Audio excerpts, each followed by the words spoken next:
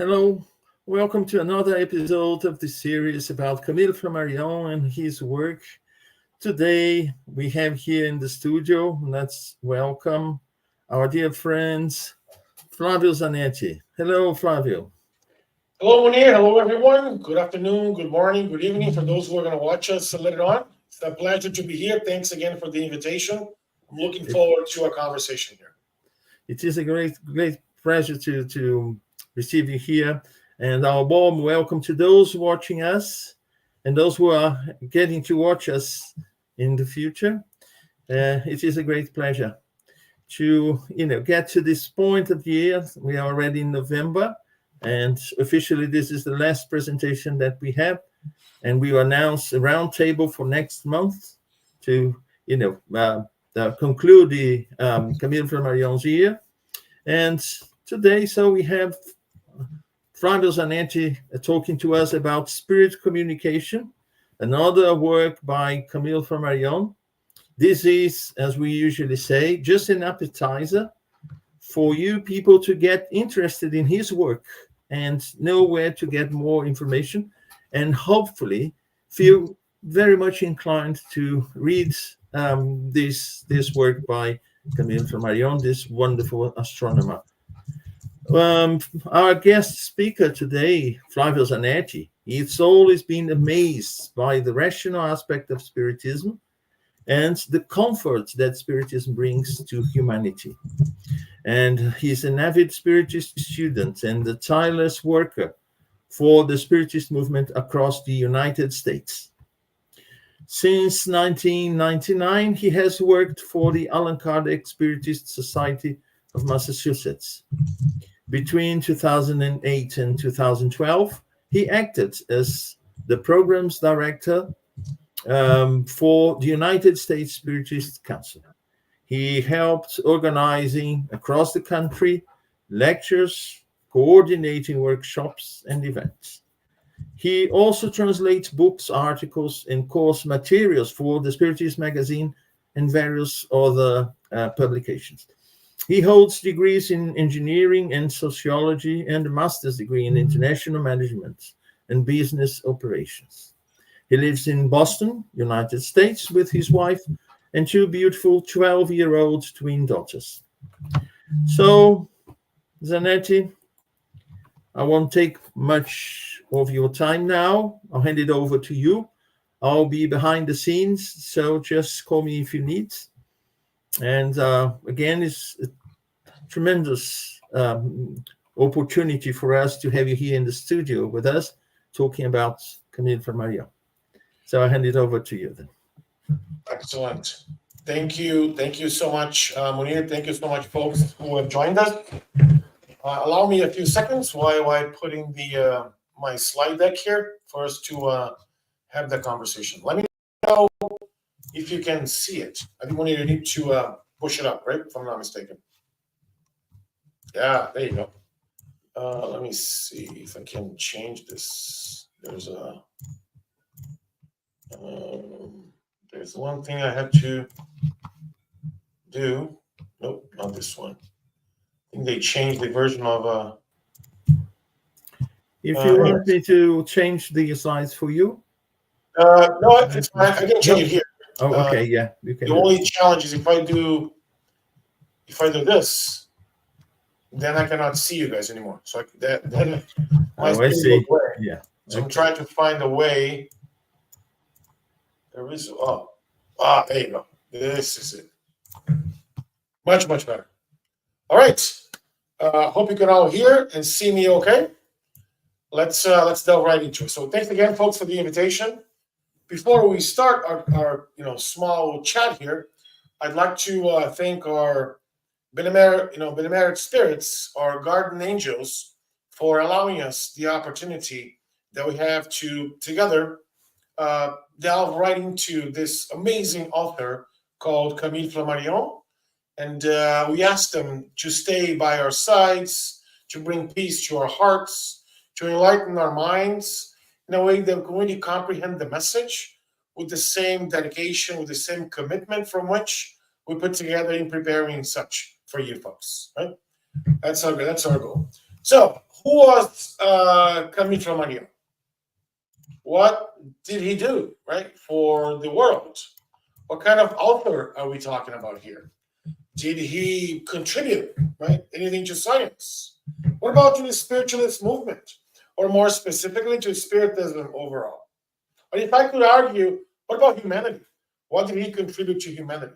As we learn more about this amazing author, I'd like to say, I would like to go into one specific works that he published called Spiritist Communication. And with this type of arguing, are there any evidence, or rather, scientific evidence of such type of communications? Can we say for certain that spirits communicate with us? These are some of the things that we'll look in the next few minutes.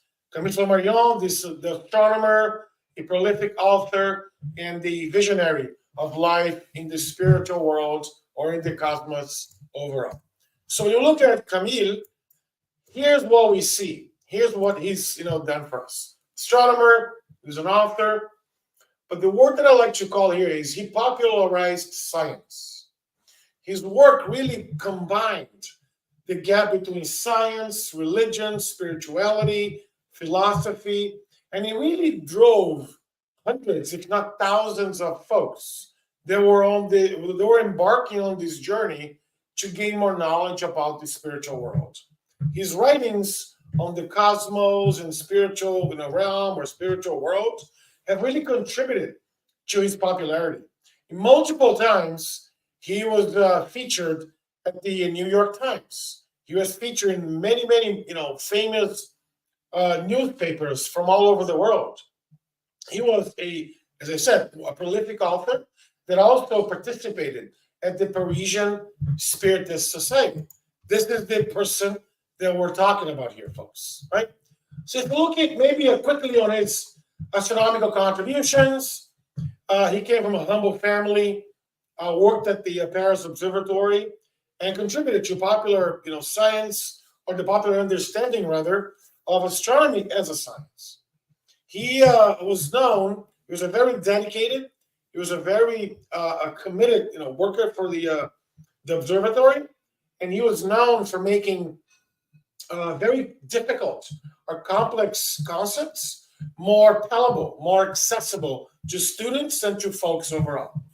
He even founded the French Astronomical Society back in 1887.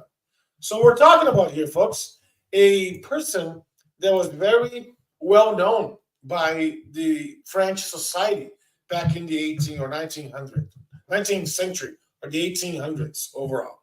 So when we look at Camille Flammarion, what was he as a person? What was he as a human being, right? If I look at, for example, some of the popular interests, he was very interested in exploring themes or topics of life on other planets. He was very sure that Earth could not have been the only inhabited planet that we see, or that there is out there today. He developed the concept of cosmic consciousness or conscientiousness, where we realize that, if there is such thing as a creator, there's such thing as a God, right? How come we're the only chosen creatures in the universe? We'll be very naive to believing that. He delved right into philosophical, metaphysical, and some spiritual questions that for a long, long, long time, religious and non-religious people were asking. For example, where do we come from? What are we doing here? Where are we going to go next after we depart this incarnation of this life?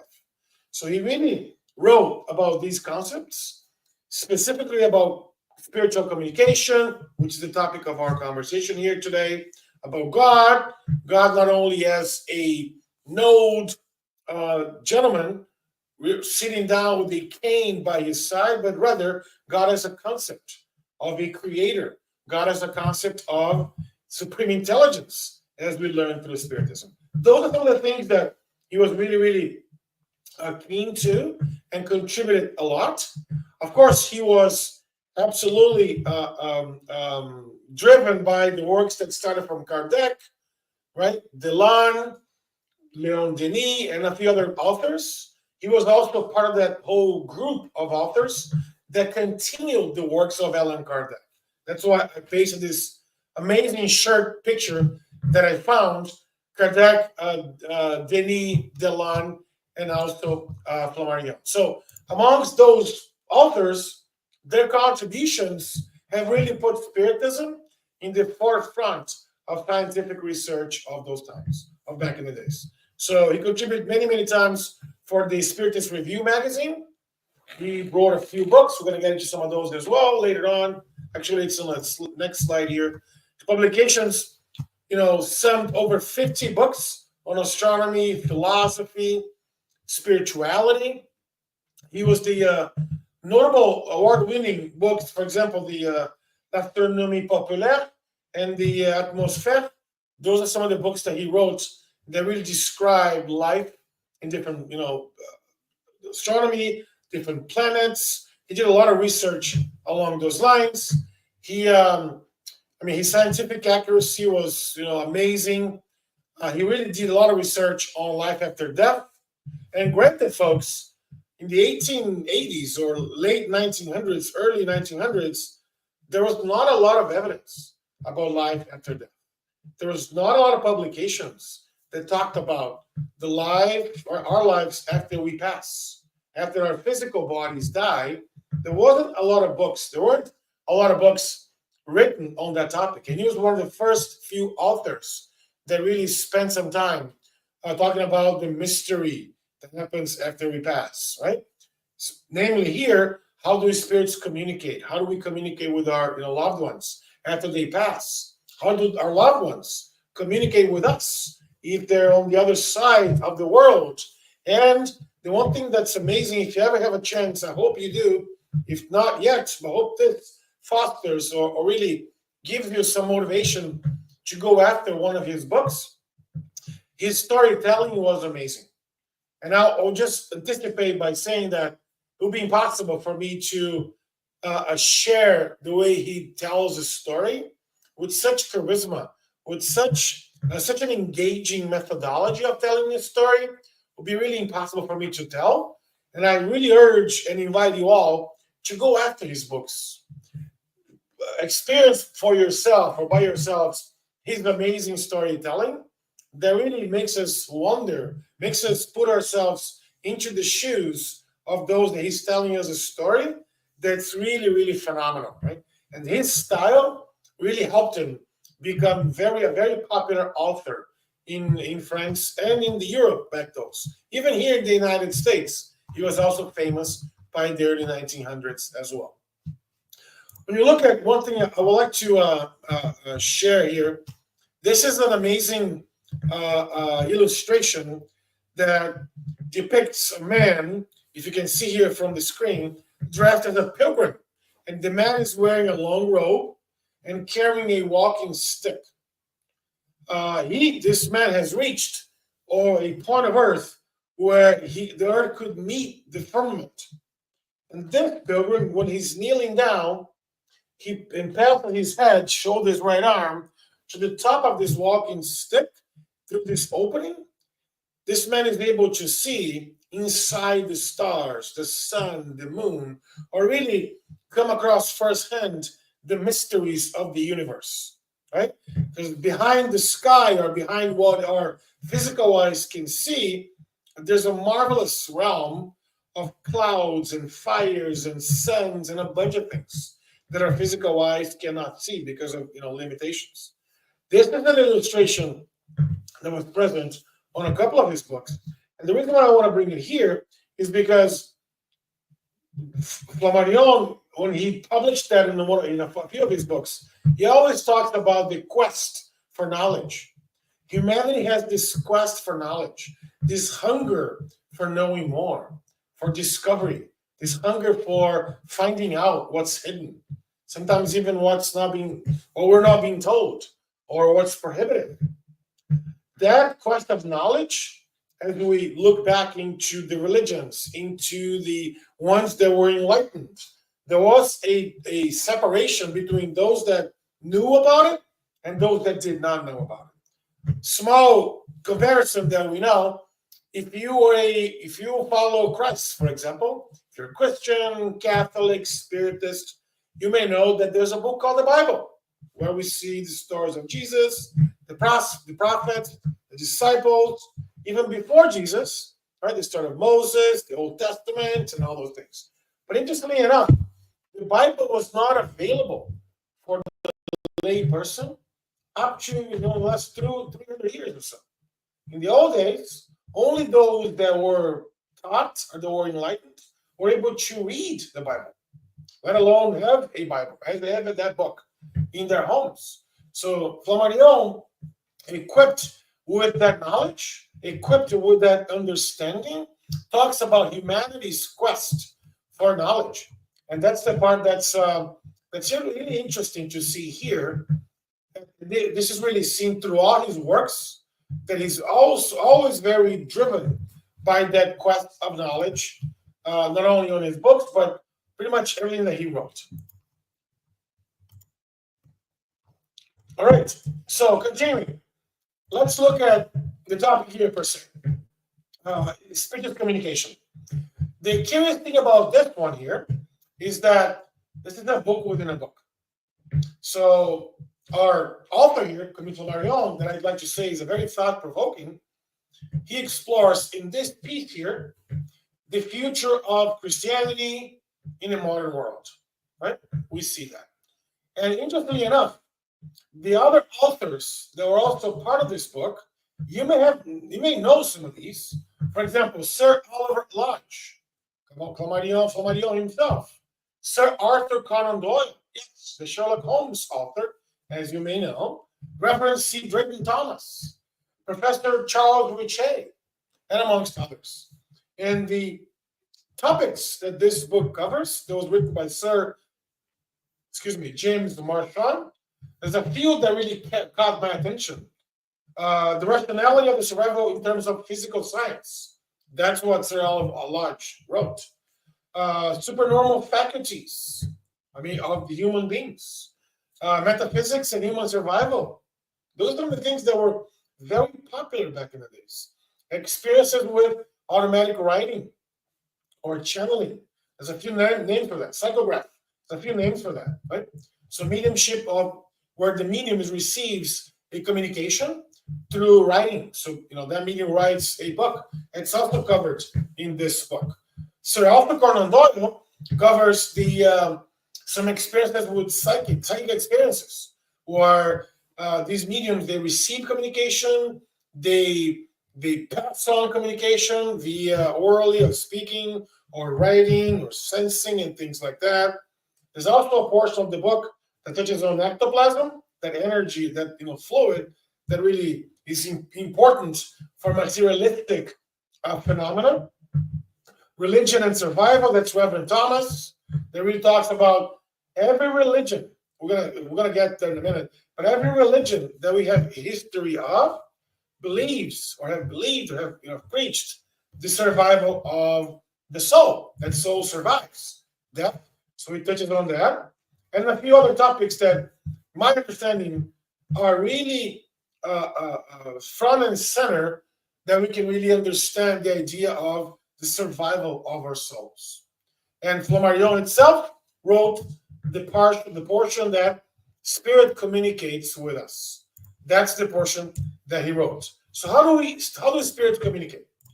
What are some of the techniques? What are some of the vehicles that they use to communicate with us? So in his dissertation, Flammarion starts, I'm going to use here a quote that I think it's important for us to situate ourselves. The question under consideration, what question? The spirit communication, correct? So this question, the spirit communication, what light does physical, or rather psychical research throw upon the solution of the problem of survival? He's really trying to argue or to build an argument through psychical research.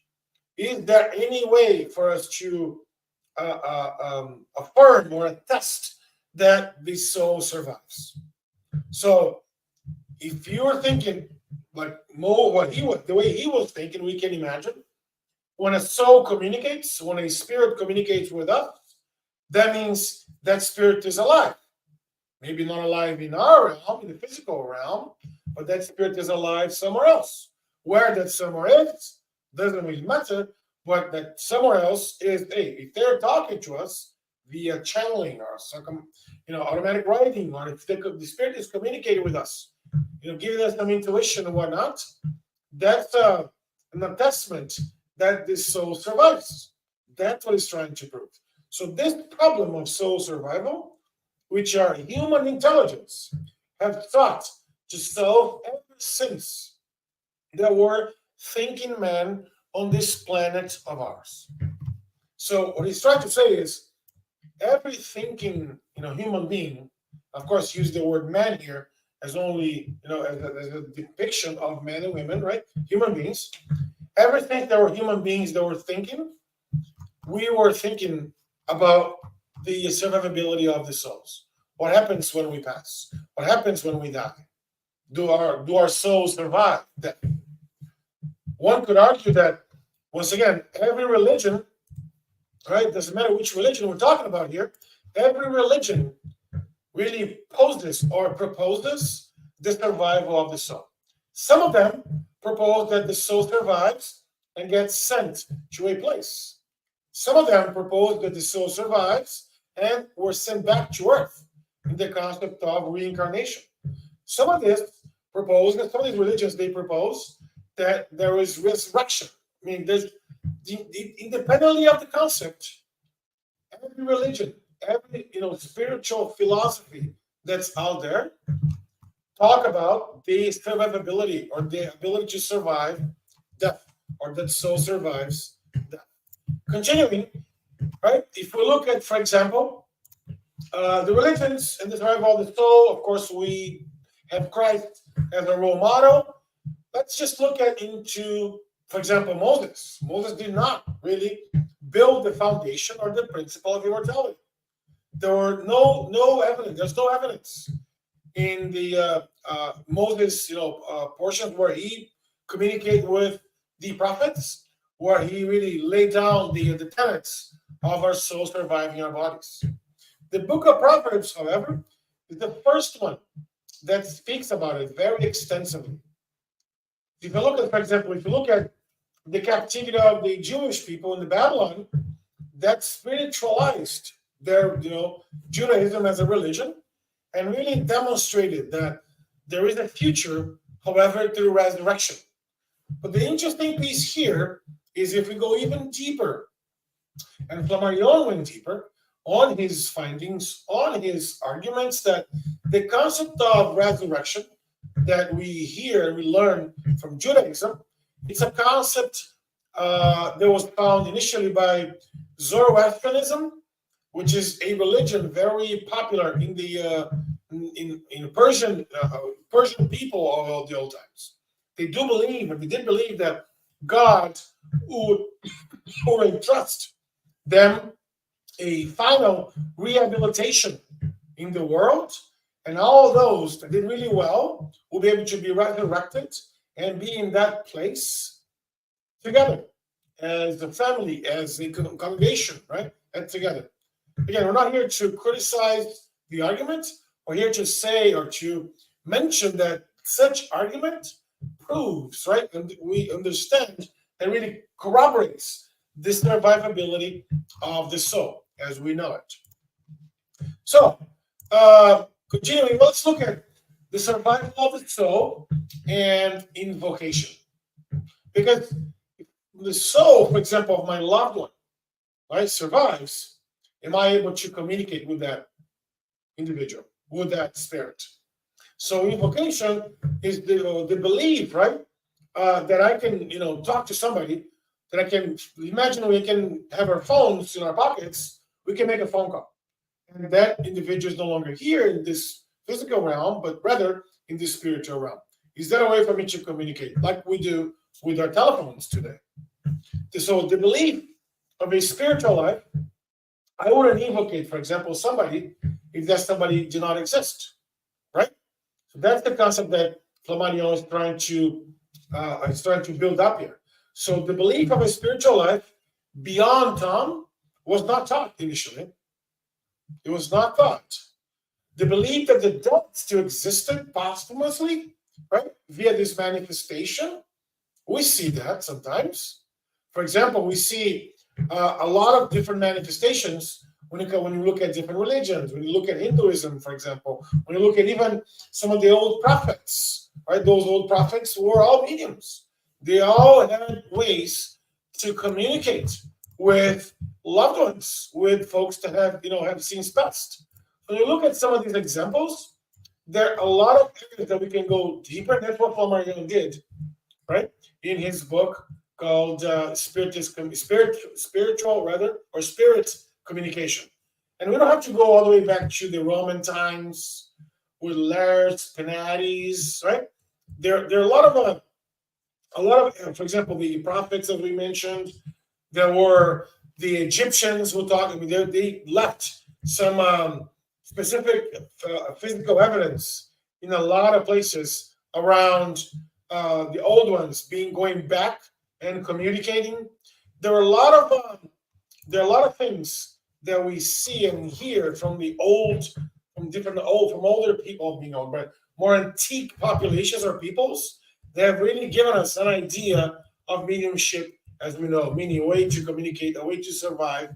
The soul survives our bodies, right? So Camille Flammarion touches on that. And the part that he's trying to argue is, if I look at specifically around prophets, they were practicing invocation, even though that actually was forbidden in the Testament, in the Old Testament, right? So these are some of the things that we see that Camille is building the argument, right? For example, if I want to go deeper into the Old Testament, there's a very crucial moment if you look at the story of King Saul, who is looking for guidance and reassurance from the prophet Samuel. And I think I'm sure it's described on the book, chapter 27, 28. The context of the story, I'd love for you guys to go in and check it out. But the context of the story is set during a period of a lot of turmoil, right, and anxiety for King Saul. He's facing imminent war against the Philistines, and he wasn't very confident, even though he was a king, but he wasn't very confident on his ability to lead the people and to drive them through winning that war. So he was seeking the help of a medium to practice this invocation. As again, even though that was explicitly forbidden, right, by God, in quotes, in the Old Testament. So is that story true? One could argue, yes, it's true. One could argue it's not true. We don't really know what happened, because the Bible is more of a historical book than a religious one, as we know. But we could, of course, suppose a couple of things. It could be a political invention created by the author of the book of right, and as well, yeah, it could be that. Could be an exaggeration of his consultation. Maybe he wasn't really looking to consult with anybody. Maybe he tried to keep that secret. All those things aside, King Saul was terrified by what could have happened to him and his people. And you could make an argument that him looking for a way to gain more knowledge, to gain more knowledge, as well as some techniques in order to advance his people, right? Suppositions aside, we can't truly believe this story is entirely made up. This is exactly what Flammarion is trying to say, or arguing that instead the evocation, right, did take place under the influence of the medium of Ender, right? So we could really say that prophets were really mediums from the old times. We could absolutely argue that prophets were really the ones that started the whole spirit communication, as we know, from today and this day and age. So let's advance, because so Flammarion does paint the picture of why spirit communication is important. He talks to us about what are some of the things that happen usually when spirits communicate with us. And he gives us two stories in that book. Remember, he's an amazing storyteller. So I'm not going to be able to explain or to pass on the story as he did, but I'm going to try my best to share one story with you folks. And this is the person who's telling the story, or who's the protagonist in the story, is Dr. Caltagirone from a city in Italy called Palermo. And Benjamin Sirchia was one of his patients. So Dr. Caltagirone was a friend of Benjamin Sirchia. And Mr. Sirchia was a very known person in Palermo back then. He was popular. He was well liked by a lot of folks. He was a patriot. He did a lot of work. He helped the community. He had splendid, moral virtues. He had a lot of civic involvement, commitment. Imagine a very good, law-abiding, citizen. That was Mr. Sirchia, right? But he was a skeptic, like Dr. Caltagirone was a skeptic. Neither of them believed in life after death, on the widest meaning of the term. They believe that once you're dead, you're dead. Nothing happens. Your body just goes into be, food for the worms and so forth. So, back in 1910, one day, if I'm not mistaken, May of 1910, they just happened to discuss the concept. They were in the medical office talking to each other. They just happened to bring up the topic, and when Dr. Caltagirone was asked the question, "Do you believe in after death?" He saying that, "Yeah, I don't really believe. My own experience tells me that it doesn't really work like that. It doesn't really exist. That all those things that we see out there, that we read, are just interpretations or exaggerations." And of course, the conversation took that turn. But then, interestingly enough, Mr. Sirchia said, "Doctor, if I let me say this to you. If I die before you, which is likely because I'm older than you, you're younger. I mean, everything could happen. But I mean, if you look at the normal course of things, I might be dead before you are. So, and if that, I mean, you look at you, you're young and strong and healthy, and here's what I'm going to promise you. I'm going to give you my word that if I survive, if my soul survives, if there's such thing as a soul, right? And I'll come back, and I'll let you know." And the doctor was like, "What are you talking about? I mean, how I don't understand." No. This is what I promised you. If I wake up, whatever that is, and I'm still alive, I'll find a way to come and let you know.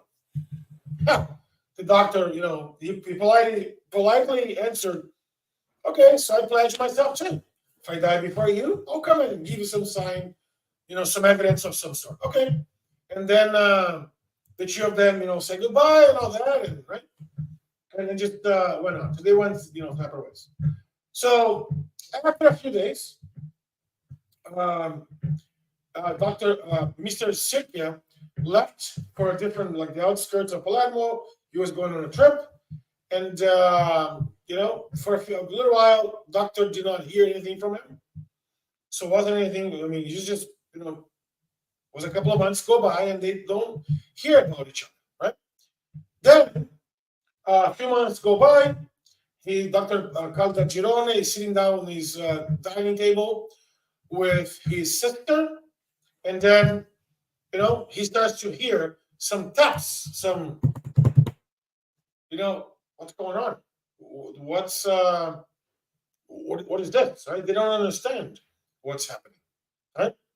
At the moment, those taps toward the dining room, and then sometimes they change places in the house, and then he didn't give much attention to it, right? Then a few days later, so that happened in May, the office visit.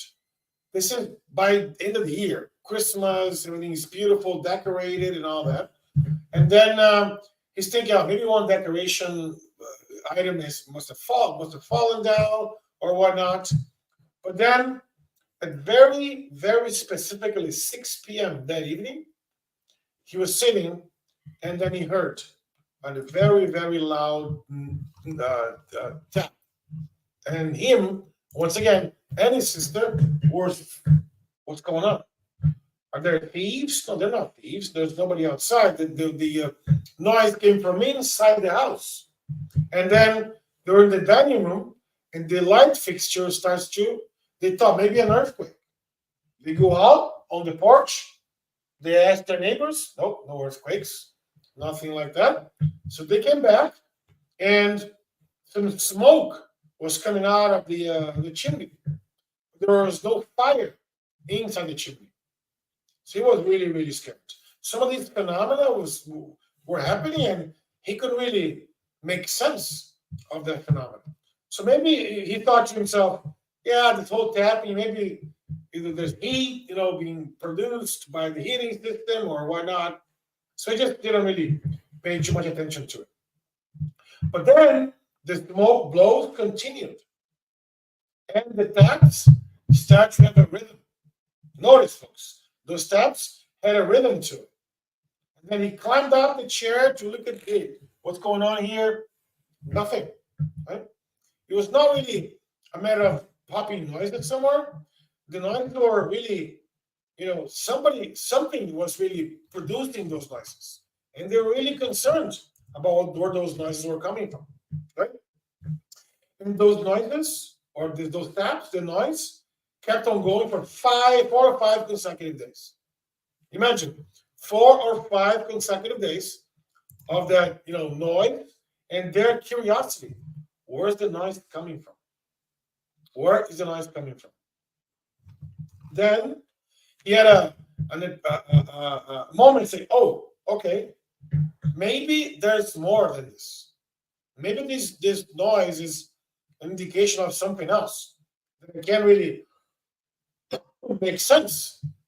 My intelligence cannot understand where these blows are coming from, where the chandelier is moving. There's no earthquake." I mean, the doctor, Dr. Caldagioli, was not a lay person. He went to medical school. He understood that, there's no earthquakes. How come the house is not shaking? How come the chandelier is moving by itself? And then he came to realize, oh, maybe this is something that, that's happening to me. And then he remembered his conversation with Mr. Serkia. On that conversation, hey, if I survive, if my soul, if there's such thing as a soul, right, survive, maybe this is it. Maybe the observations that I'm seeing here is Mr. Serkia coming to visit me of some kind, right? And then he declared to his sister and talked to his sister, hey, you know what? I don't know. I mean, this could be my friend, but I don't know if this is it or not. And then many, many things happened after that. A few other folks came in to see him, and then he concluded that strange as could be, but also fantastic of the occurrence that he was able to, there's no evidence that this is coming from anywhere but something else, and that something else must be Mr. Serkia. Folks, I tried to give you an overview of the story, but the level of details that Flammarion puts when he tells us that story is amazing. So I invite you to go into the book, to buy that book. By the way, that book is several books, as we talked about. We'll be able to see firsthand that story and another one that he shares. But what are we trying to say here, right? What is this all about? How do spirits communicate? One thing that's important for us to understand is, right, let's talk about mediumship. What is mediumship? What is this phenomenon? Right? Interestingly enough, that the term mediumship was coined by Allan Kardec himself with the release of the Medium's book in 1861. So that's a term that Kardec really developed and talked about what is the medium, who is the medium, am I a medium, are you a medium, are we all mediums? And he really went deeper into explaining to us, right? That mediumship is it's this way for incarnate beings to communicate with discarnate beings. And that is an amazing description that we have so many other areas that we could learn. I brought one book here that I highly recommend, The Evolution in Two Worlds, where Andrew Lewis, the spirit, and for instance, Xavier, the medium, they bring us, right, a lot of stories, a lot of evidence about mediumship and how spirits communicate with each other. In this book, per se, there's a lot of evidence. There's a lot of interesting mentioning about anatomy and biology and what are some of the things that have to happen in our own bodies for mediumship to happen. So when we look at, for example, mediumship, right, we have to think that, hey, if for me to communicate with a spirit or with someone that's already passed, I mean, if that spirit passes, or after that spirit passes, we could argue do they keep thinking? Are they the same individuals that they once were? Do they want to communicate with us? Do you want to communicate with them? I'm sure you all have loved ones that have already passed. Wouldn't it be great if you could communicate with them? Wouldn't it be amazing if you just could pick up the phone and call them like we call people that, live, alongside with us? What about visiting them? Wouldn't it be amazing to be able to visit them?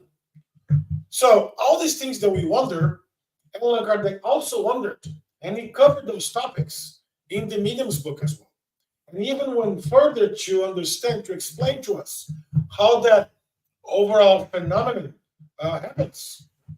To the point that by the end of the book, he argued that everyone, all of us, right, are mediums. And all of us, in one way, shape, or form, are influenced by a degree, right, by a spirit, through intuition. Sometimes we wonder, hey, where's that idea coming from? I don't know. Is it my idea? Is it somebody else's idea? Or what about the concept of, hey, I never thought about this before. Where did that come from? So simple as intuition, all the way up to some very specific and complex cases of mediumship, where we see in this picture here.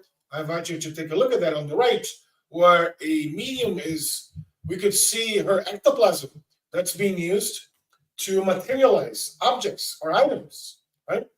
We have so many examples in the 19th century, 1800s, even half of this century of materialistic phenomenon of mediumship, where we saw mediums really producing articles or things or material things thanks to the mediumship. Okay? So Kardec really goes in and he catalogs all these types of mediumship, all these types of communication between incarnates and discarnates and all that. So for that to happen, for that communication to happen, one thing that I want to mention is the affinity between the spirit and the medium. So the quote here from Allan Kardec, the communicating spirit is really obliged to identify him or herself with the spirit of the medium. Like a magnet, right? We have to attract them. Otherwise, it doesn't really work. I mean, I could try to, receive communicating messages, but there's no affinity between me and the communicating spirit. That process will not happen. I mean, as simple as that. So how do we ensure that we have affinity with the right kind of spirits? What is the right kind of spirits, for example? The right kind of spirits are the ones that are giving us some great teachings, some great knowledge, some great intuition. Those are usually the higher evolved spirits that want the best for all of us. Correct? So for us to have affinity with those, what are some of the things that we have to do? What are some of the behaviors that we have to have in order to foster that affinity? That's exactly what we learned through Spiritism. The ability for us to communicate is going to be directionally proportionate to our own moral upstanding. The better human beings we are, the better spirits who like to communicate with us. The more highly evolved we all are, the easier it will be for those spirits to share with us their stories and all that. That's exactly what we learned from this book, Evolution in Two Worlds. The moral influence of the medium is 100%, right? What it drives, the images, the intuition, even the trance that happens in the spirit communication. This is a quote from that book. The discarnate spirits, when influencing the mediums that attune with them, send their mental images to the mediums who are under trance. So we receive those mental images. Once we receive that, those impressions is when we transmit them with our own words. So for us to be able to speak, right, we have to have that. So the whole mechanics behind it are really, really important. That's why for us spiritists, when we talk about mediumship, we talk about spirit communication, right? It's really important for us to practice mediumship with a safe way of practicing mediumship. That's why spiritists will never charge for mediumship. If you go to a spiritist center all over the world, every service is free of charge. We don't charge for anything because we do realize and we do acknowledge that the moment we charge, I mean, money is something that's a little complicated for a lot of folks still. The moment we charge, we might open up some doors for some, level of communication that might not be the best ones for us and for those receiving those messages, right? Of course, we don't want to impose anything. The way we spiritists, we see spirit communication, it's something very serious, right? It's something that we really have to practice with after learning more about it, after learning the benefits, the dangers of mediumship, after being in constant awareness, right? As a group, not as an individual. Because it's a lot more difficult for a group to be taken to the wrong side of things as opposed to one individual that might be, right, not having a good day, not having a good time of his or her life, and so forth. So what Flammarion left here, obviously, right, was the huge legacy and the impact as an educator. He promoted interest in astronomy, spirituality. His work really paved the way for other science communicators. His work on spiritual communication and things like that. And he is remembered, right, by the average society, thanks to his scientific inquiry and his philosophical exploration. When we spiritists remember Camille Flammarion, remember there are hundreds of examples that he shared through all his works on the idea that spirits really communicate with us posthumously, right, or after they pass. And the interesting part here is that in nowhere to be found, he's trying to impose a reader's attention. Right? No, on the contrary, he tries to cite examples like Mr. Sipkia and a few others so that we can make our own assessment. We can make our own decisions after reading his works. He does, however, try to prove the survivability of the soul or the immortality of the soul. However, that cannot be really demonstrated to observation, just by observation. That's why it says the spiritist science is not like the average or the normal science, where you can actually reproduce an experiment if you have the same conditions in laboratory or elsewhere. He says, no. It's a little different here. Our science is the science of experimenting, right, with these situations.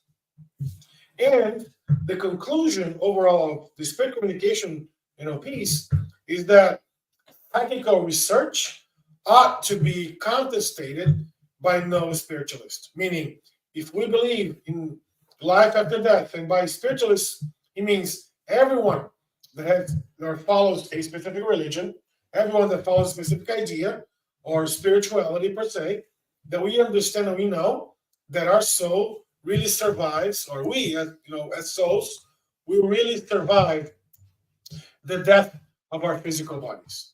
That's exactly what he mentions. That's exactly what he brings.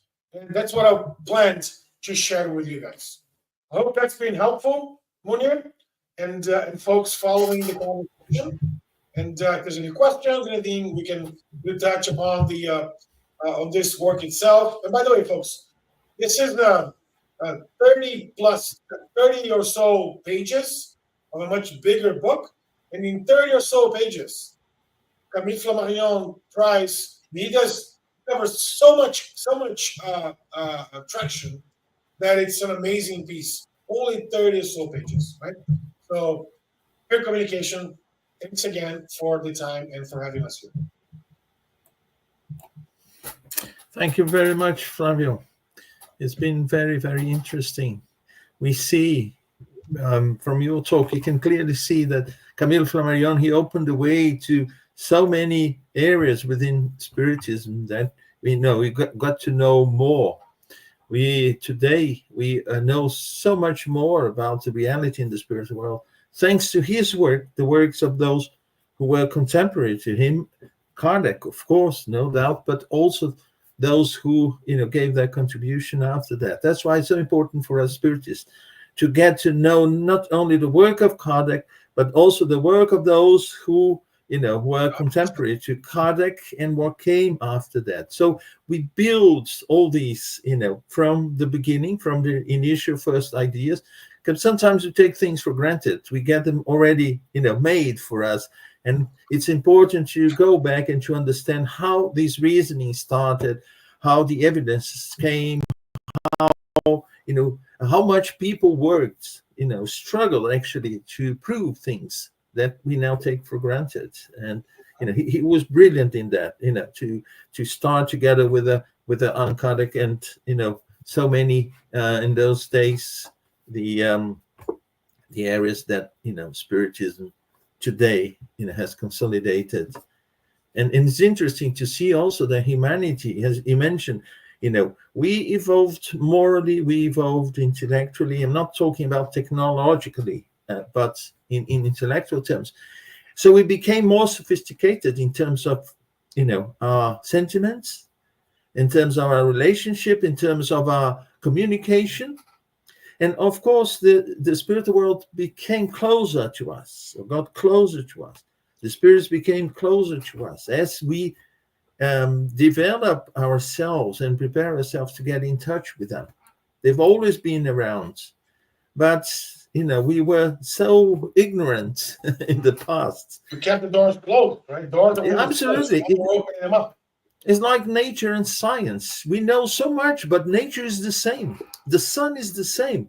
We knew how little about the sun. If we looked at the sun, but it's been around for, so, many thousands and billions of years. Yeah, 4.5 million years, billion years at least. So, but since human beings have set foot on Earth here, and but we know we are more sophisticated in understanding the world, in interacting with the world, and the spirit world is becoming little by little a reality.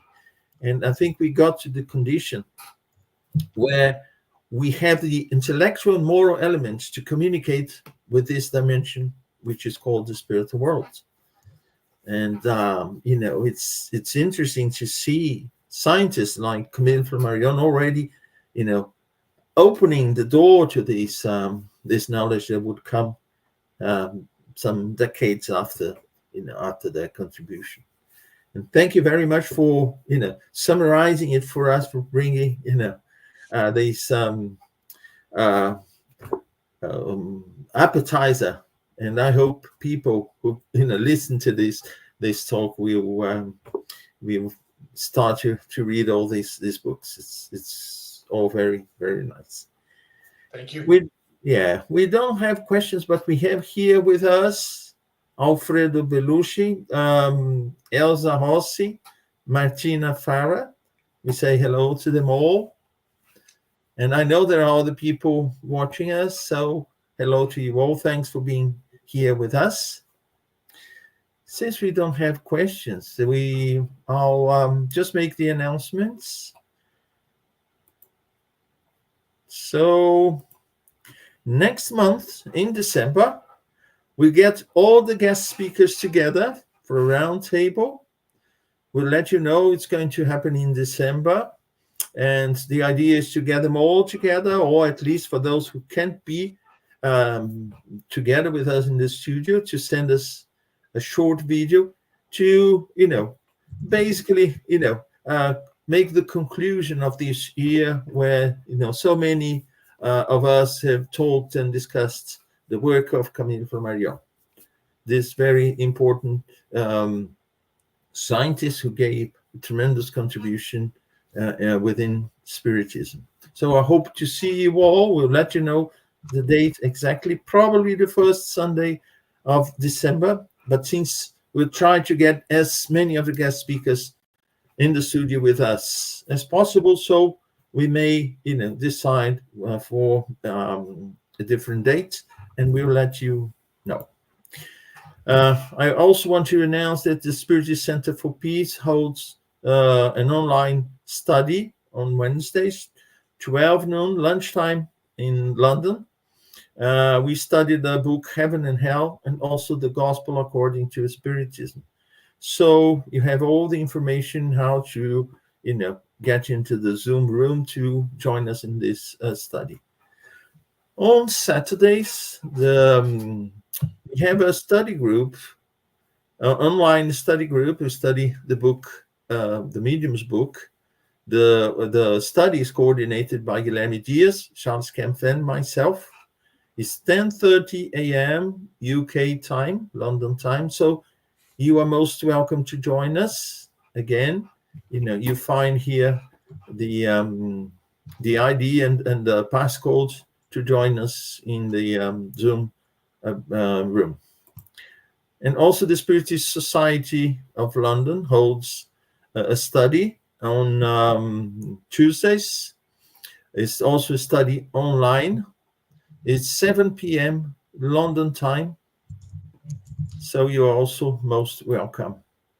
And we want to thank Kardec Radio for allowing us to use their StreamYard studio and bring to you all these talks about Camille Flammarion and his work.